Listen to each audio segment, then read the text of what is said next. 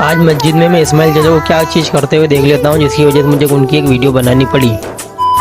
अस्सलाम वालेकुम दोस्तों, मैं जाफर रिंगनोट से सभी मेरे भाइयों को रमजान का दूसरा जुम्मा मुबारक। मैं हो जाता हूँ तैयार, सर पे अपना ताज सजा कर, जो हमारी मुसलमानों की शान है। और चलो आए वो नमाज पढ़ने के लिए चलते हैं।